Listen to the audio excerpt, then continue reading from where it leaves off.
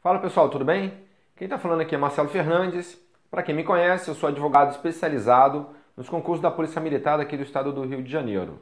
No vídeo de hoje, a gente vai trazer a correção da questão número 36 da prova de cor azul, que foi aplicada no concurso de soldado realizado lá em 2014. Como eu falei nos vídeos anteriores, a gente está com um projeto novo que é para trazer aos candidatos que pretendem fazer o próximo concurso, que a gente não sabe quando vai ser o próximo concurso, pelo menos a gente vai trazer o conhecimento aí, é uma espécie de curso preparatório para vocês. Durante as 2 semanas que se passaram, nós tivemos vídeos aí da professora Gisele, nós tivemos vídeo também da professora Vanessa, tivemos vídeo do professor Rodrigo, do professor Rafael e da professora Leia.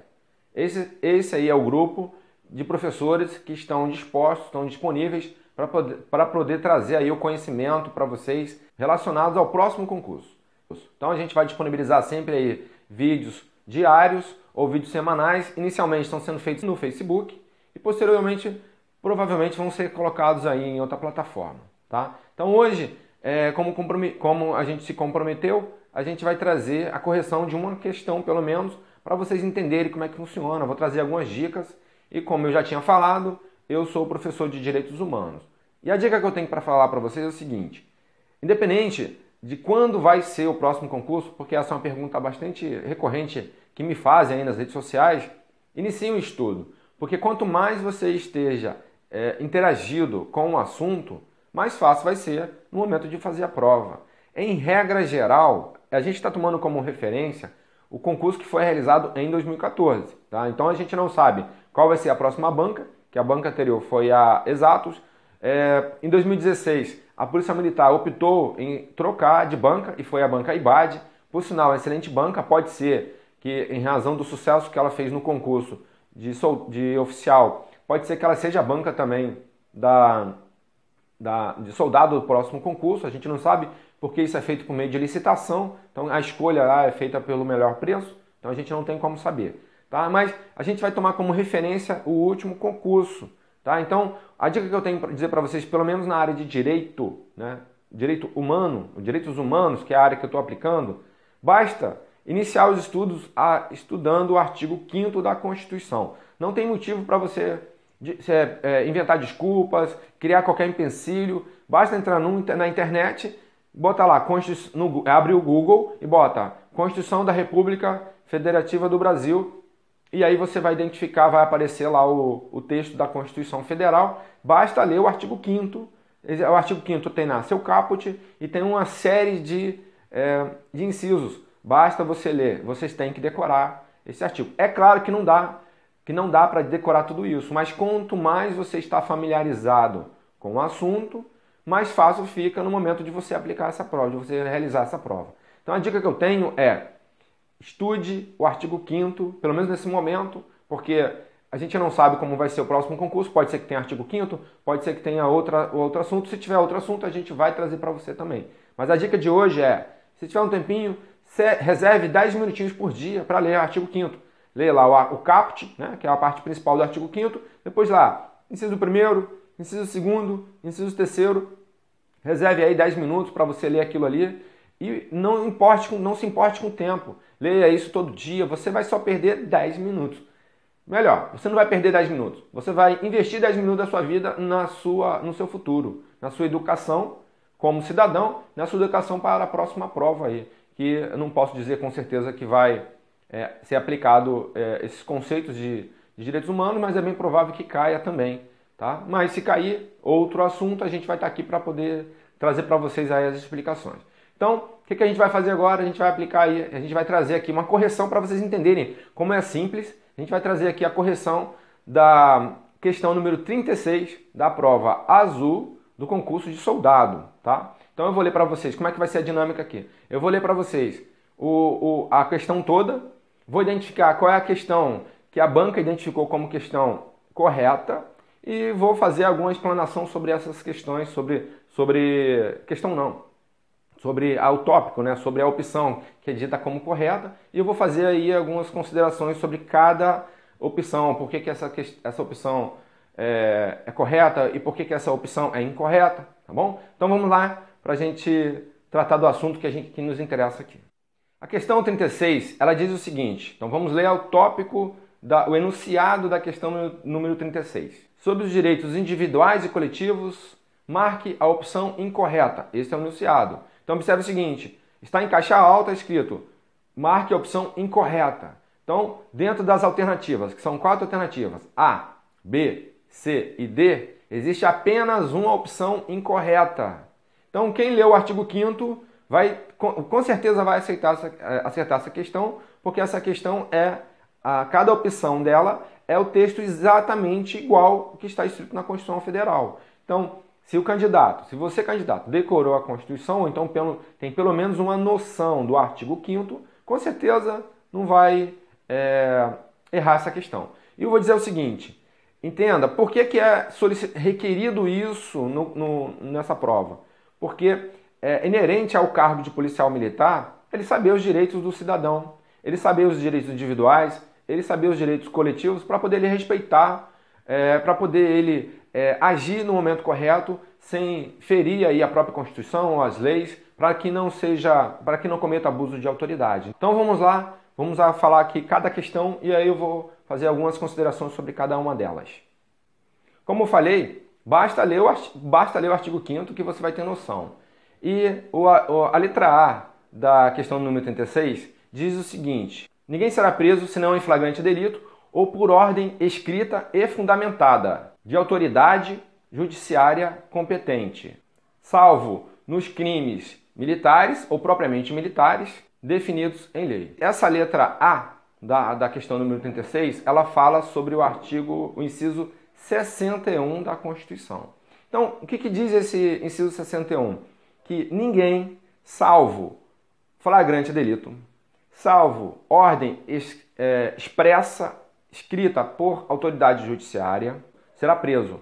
Ou seja, nenhum cidadão ou nenhuma pessoa aqui no território brasileiro poderá ser constrangido, poderá ser preso, salvo por ordem judiciária ou salvo um flagrante delito.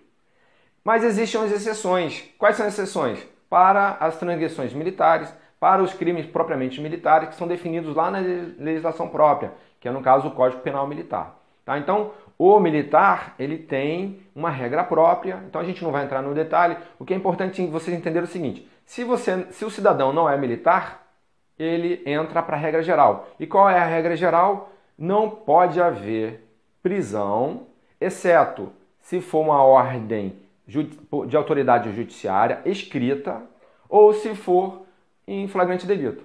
Então, se um cidadão está em casa, ele sai, aí chega um policial civil, ou seja lá quem for, um outro cidadão e fala, você está preso. Ah, tá bom. O que você vai avaliar? Eu sou um criminoso? Não. Eu cometi um crime nesse momento? Não. Tá. Então, pois não, você tem aí uma ordem judicial por escrito determinando a minha prisão? Não. Então você não pode ser preso. Ok? Então é importante você observar isso. A legislação, a Constituição Federal, lá no seu artigo 5º, ela é bem simples. O problema é que a gente complica, mas ela quer trazer a gente os direitos do cidadão. Então é uma questão de lógica. Se o cidadão não cometeu crime e não tem nenhuma ordem judicial para prendê-lo, não há por que prendê-lo, ok? Tá? Exceto aquelas considerações que eu falei para os militares. Então, essa questão é dita como correta, porque ela está expressamente, ela é exatamente o que está escrito lá no inciso 61 da Constituição Federal. Basta você conferir lá para ver se não é. Tá? Então, como eu falei, basta ler a Constituição, decorar o artigo 5º, pelo menos. É claro que é difícil decorar, mas se você ler todo dia, se você gravar a tua voz mesmo no seu smartphone, no teu celular, e ouvir isso diariamente, com o tempo você vai decorar. Então segue aí a dica. A opção número B diz o seguinte, são inadmissíveis no processo as provas obtidas por meios ilícitos. Bom, isso está previsto lá no artigo 5º, inciso 56. Se você entrar na Constituição e olhar esse artigo 5º, inciso 56, você vai verificar que está exatamente escrito isso. Então essa opção ela é dita como correta. Tá? Então a letra A e a letra B ditas como correta. Mas quais as considerações que eu tenho que fazer sobre esse assunto? O que prevalece dentro de um processo judicial é o contraditório e a ampla defesa. E, em regra geral, como é que funciona isso? Se uma determinada pessoa está sendo acusada, primeiro, ela tem que ter noção de todos os termos que estão dentro do processo, se aqueles termos são legais ou que não são legais, e o direito de constituir um advogado, pelo menos, para poder apresentar a sua defesa técnica aí. Tá? O que acontece é que a administração pública, que no caso está acusando aquela pessoa em um processo judicial, ela se baseia no princípio da legalidade. E o que significa o princípio da legalidade? É tudo que aqueles atos que forem feitos dentro daquele processo, obrigatoriamente eles têm que estar descritos em lei. Justamente para que o juiz, para que o Ministério Público ou então os agentes da administração pública, eles não criem nenhum problema, não violem a legislação e não tenham nenhum abuso de autoridade. Então, o comportamento dele dentro de um processo judicial, obrigatoriamente tem que estar dentro da lei. Se não estiver dentro da lei, vamos considerar isso como um ato ilegal. E se é um ato ilegal, ele não pode ser chancelado aí dentro de um processo judicial ou até mesmo fora de um processo judicial. Se está sendo feito por um agente administrativo da administração pública, seja ela federal, seja ela estadual, seja ela municipal, infelizmente ou felizmente, não tem como ser validado. Tá? Então, se uma prova foi obtida dentro de um processo judicial e ela é ilegal, ou seja, provavelmente ela deve ter sido criada ou obtida por meios ilícitos, isso não pode ser convalidado dentro de um processo judicial. A gente tem aí como exemplo que uma pessoa ela não pode fazer prova contra si próprio. Né? Se ela não pode fazer prova contra si próprio, cabe a quem está acusando trazer as provas. E essas provas, obrigatoriamente, têm que estar descritas em lei. Se não estiver descrita em lei, ela é dita como ilícita e ela não pode estar no processo. Então, o advogado que está atento a isso, durante um processo judicial, se ele observar, isso acontece com bastante recorrência, se ele observar que aquela prova ele foi obtida de forma ilícita, basta ele requerer ao juiz que seja retirada aquela prova dos autos.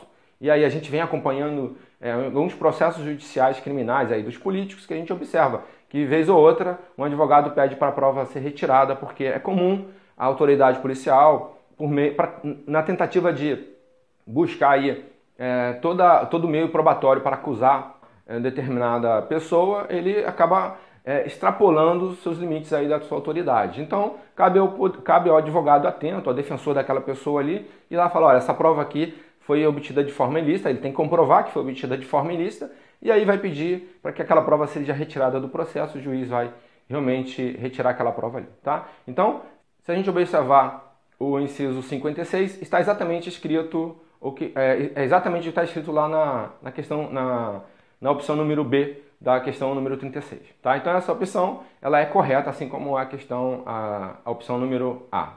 A opção número D, a gente vai pular a opção número C, porque a opção número C é a incorreta, tá? A gente vai deixar para falar ela depois. Então nós vamos tratar aqui da opção número D. Na opção número D diz o seguinte: o preso tem direito à identificação do responsável pela sua prisão ou por aquele agente que é responsável por realizar o seu interrogatório durante um processo criminal. Essa opção, número D, ela está prevista lá no inciso 64 do artigo 5º da Constituição. E é exatamente o que está escrito lá. Agora, quais são as considerações que a gente vem trazer aqui? Porque para você entender por que o preso, obrigatoriamente, ele tem direito a identificar aquela pessoa, aquele agente público que está fazendo a sua identificação, o agente público que está fazendo a sua prisão e que está fazendo o seu interrogatório. O que acontece é que foi bem comum durante o passado, não só aqui no Brasil, em outros países, que a autoridade policial, o agente policial, para ele tirar determinada informação daquela pessoa que está presa, esse preso era submetido a tortura, a maus tratos, só que o preso não sabia quem era a pessoa que estava cometendo aquela determinada conduta. Se era um agente civil, se era um agente policial, se era uma autoridade, se não era uma autoridade. Atualmente, a Constituição Federal de 1988, 5 de outubro de 1988, que é a data da Constituição, ela entrou em vigor, ela não prevê esses maltratos, ela não prevê condutas coercitivas e ela dá o direito ao cidadão, assim como ao preso. Então, se a determinada pessoa está sendo preso, obrigatoriamente, no momento da sua prisão, ele tem que ser identificado e no momento do seu interrogatório, essa pessoa que está fazendo o interrogatório tem que ser identificada também. Você que vai ser policial, observe o seguinte, que o policial, assim, o policial militar, ele possui no peito a tarjeta dele com o nome dele. Eu já cansei de ver, eu sou militar também, eu já cansei de ver no passado militares tirando a tarjeta. Por quê? Para não ser identificado. Então ele ia lá, cometia determinada conduta, dita como agressora, ilícita, e ele sabe que está cometendo uma determinada conduta, então ele tirava a tarjeta justamente para não ser identificado. Isso não pode. Então você que vai ser policial tem que estar com sua identificação do batalhão que você serve, da tipagem sanguínea e do seu nome. Tá? Se você vai prender determinada pessoa, então observe o seguinte, se você for prender e não tiver dessa forma, certamente se você pegar um cidadão bem esclarecido, ele vai criar um problema com você. Então, esteja sempre identificado. Então, a finalidade do inciso 64 do artigo 5º é justamente dar o direito ao preso, o preso também tem direitos, então dá o direito ao preso de identificar aquela pessoa que está prendendo ele e identificar também a pessoa que está realizando o interrogatório. Tá? Então, essa opção número D, ela é a opção correta, conforme descrito lá no inciso 64 do artigo 5º da Constituição Federal. Então, a gente vai passar agora para analisar a opção número C, que é a opção dita como incorreta. E vocês vão entender por que ela é incorreta, tá? Então, vou trazer ela aqui para vocês. Basta observar ela, eu venho falando sobre isso, para trazer a importância de vocês decorarem o artigo número 5º da Constituição Federal e todos os seus incisos. É bastante inciso, como eu falei, grava isso, separe 10 minutinhos do seu dia, grave lá 3 incisos por dia e grave lá no seu celular. Então, quando você estiver trabalhar, você ouve, quando você estiver voltando do trabalho, você ouve. Essa é uma dica, eu fiz isso durante muito tempo, já passei em alguns concursos, tá? Então, observe isso, tá? A dica que eu estou dando para você. Nessa questão, é apenas o que define essa opção de certa e correta e incorreta é apenas uma negativa. Então eu vou passar para vocês aqui o inciso, vocês vão entender exatamente por que é. Aí eu vou fazer algumas considerações no final. Essa opção número C, ela foi extraída do inciso 58 do artigo 5º da Constituição e diz o seguinte: o civilmente identificado não será submetido à identificação criminal, salvo nas hipóteses definidas em lei. Esse inciso ele foi regulamentado por uma lei, que é a Lei Federal número 12.037 de 2009, e essa lei, então, o inciso está regulamentado. Ele diz o seguinte: qual a diferença? Nessa lei é uma lei bem pequenininha e trata lá para identificar para diferenciar quem é o civilmente identificado, como é o civilmente identificado e qual é a hipótese dele passar por identificação criminal. O que acontece é que a gente observa que o criminoso, evidentemente, ele não vai dar as caras. Tá? Então, para ele não dar as caras, ele vai tentar alterar a sua identificação e muitas das vezes ficar sem a sua documentação. Então, é importante no momento da prisão de determinada pessoa, ele estar com a documentação em mãos. Se ele tiver com a documentação em mãos, ele não vai ser submetido à identificação criminal. A legislação é bem clara, que diz o seguinte, que o civilmente identificado não será submetido à identificação criminal. E como é feita a identificação criminal? É simples. Aquela fotinha com o númerozinho na frente, a identificação datiloscópica, por isso que tem concurso de identificador datiloscópico. Existe uma técnica, não é só o fato de identificar com o dedinho lá, com as digitais das mãos, e outras formas também, tem a íris e uma série de outras situações. Então, a pessoa que passa pelo processo de identificação criminal, ele só é passado por isso quando o policial, a autoridade policial, ela não consegue identificá-lo. Se ele não tem identidade civil, se ele não tem carteira de trabalho, se ele não tem passaporte, no caso dos militares, serve também como identificação civil. Então, esses documentos, eles provam que aquela pessoa é aquela própria pessoa. Então, se a autoridade policial não conseguir identificar que aquele documento corresponde exatamente àquele cidadão que está sendo preso, ele vai ter que ser submetido à identificação criminal. Tá? Então, na verdade, a identificação criminal, de certa forma, ela é uma espécie de constrangimento.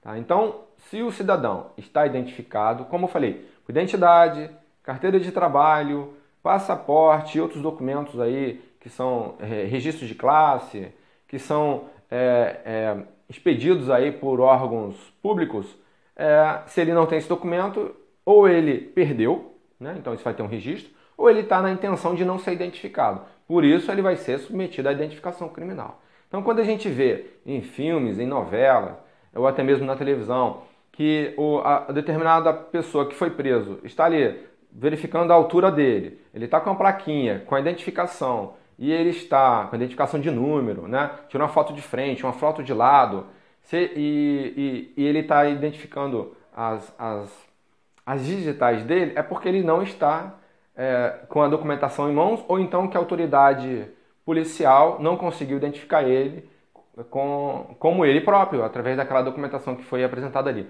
Muitas das vezes o documento está rasgado, muitas das vezes o documento é falso, muitas das vezes o documento está rasurado. Então, nesses casos aí, a lei, como eu falei aqui, a lei 12.037 de 2009, ela é pequenininha, então ela trata sobre isso. Tá? Então, a questão, a opção número C, ela está incorreta, porque diz que o civilmente identificado será submetido à identificação criminal. Isso está incorreto. O civilmente identificado, se está tudo certinho, ele não será submetido à identificação criminal. Isso é importante. Você que vai ser policial militar, ter conhecimento disso. Então, os assuntos que nós tratamos aqui, que está no artigo 5º e nos seus incisos, eles são de suma importância, porque você, policial militar, que vai ser policial militar, você vai ter o trato direto com o cidadão. E você tem que saber os seus direitos e você tem que saber o direito dele também. Porque se você extrapolar no direito dele, certamente você vai sofrer um processo judicial. Você, militar, pode vir a cometer uma transgressão disciplinar, pode vir a, num processo judicial criminal ou civil, ter que indenizar uma determinada pessoa por ter extrapolado os limites da sua conduta. O simples fato de você tirar a tarjeta de identificação já está cometendo uma transgressão disciplinar, e aí que sai uma possibilidade de indenizar uma pessoa aí no processo civil. Tá? Então é isso aí. Eu agradeço aí pela sua participação. Tá?